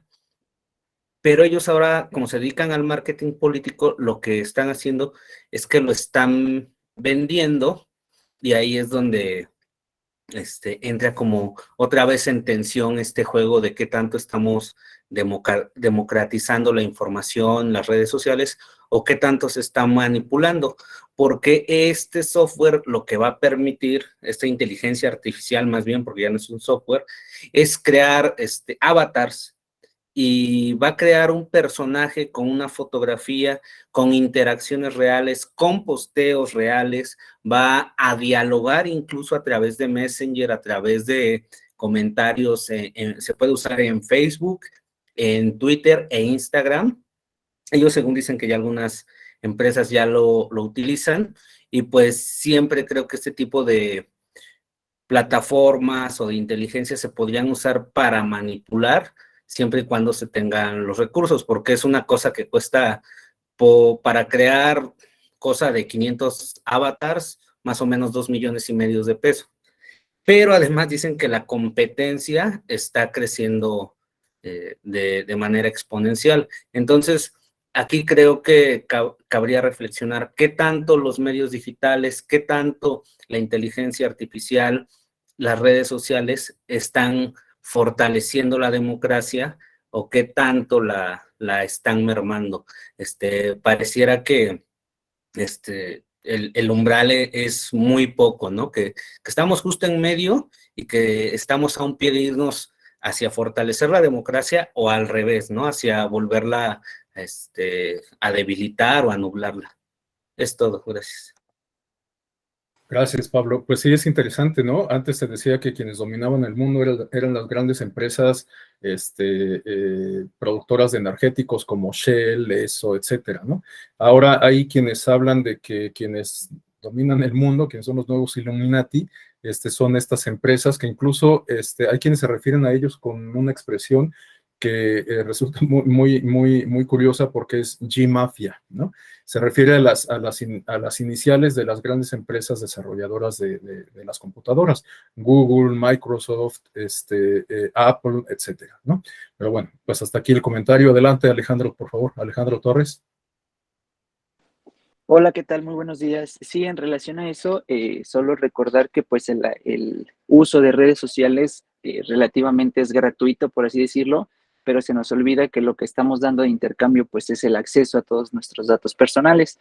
Y en relación a el último comentario, no sé si todavía siga disponible en Netflix, existía un documental llamado Nada es privado, que justamente toca el tema de Cambridge Analytica, el tema de la elección con Donald Trump y el tema del Brexit, y cómo fue utilizado todo esto de los datos personales a través de redes sociales para tener incidencia en las cuestiones de las votaciones en estos dos eventos. Gracias, Alejandro. Pues igualmente, gracias por la recomendación. En efecto, en Netflix está este documental. Bueno, no sé, como dice Alejandro, si sigue estando vigente, pero es un documental muy interesante porque hay muchos testimonios de ex empleados de la propia empresa de Cambridge Analytica. Entonces, es muy interesante conocer sus testimonios, ¿no? Bueno, pues hasta aquí dejaría yo la exposición si no hubiera más intervenciones. No me resta más que agradecerles de nueva cuenta el favor de su atención, reconocerles este esfuerzo de levantarse tan temprano para tomar este diplomado. Yo todavía voy a tener oportunidad de compartir un par de sesiones con ustedes, y ustedes van a tener la penitencia de sufrirlo. Me parece que en la próxima semana tendríamos la primera de ellas. Vamos a abordar el tema de la educación cívica partiendo de la premisa de lo que comentaba en algún momento, ¿no? Puede ser que la forma en que nos relacionamos en el mundo digital no sea sino una réplica, un espejo de la forma en que nos relacionamos en el mundo físico. Y en el mundo físico, pues es evidente que tenemos graves precariedades en términos de cultura política democrática, cultura de apego a la legalidad, etcétera. Entonces, a eso va a estar dedicada el próximo módulo que comparta yo con ustedes. Hasta entonces me despido, les deseo un excelente día y una excelente semana, bueno, lo que resta de semana, estamos justamente a mitad de la semana. El capítulo, me estaba preguntando, Giovanna, mi mail es rafael.caballero, se los escribo acá, rafael.caballero@te.gov.mx. Y el nombre de la serie es Black Mirror, está en Netflix, es una serie de humor negro, de sátira pues un tanto oscura, y mezcla mucho estas cuestiones o incorpora mucho estas cuestiones de los dilemas que implica el avance tecnológico. Por ahí también hay un capítulo de una mujer que pierde a su marido y que a partir de los avances tecnológicos logra reconstruir al marido, si se permite la expresión. Es un androide que pues replica muchas de las cosas físicamente, es el marido, pero pues ya carece de libre albedrío, actúa en función de lo que la esposa le pide, ¿no? Entonces es un tema muy, muy interesante, es una serie muy, muy interesante que pues justo reflexiona sobre pues estos avances o estas características de la vida moderna, en buena medida condicionados por el avance tecnológico. Bueno, pues muchísimas gracias a todas, a todos. Nos vemos la próxima entonces. Que tengan muy buen día. Hasta pronto. Muchas gracias, maestro. Buen día. Hasta mañana a todos. Buen día. A todas.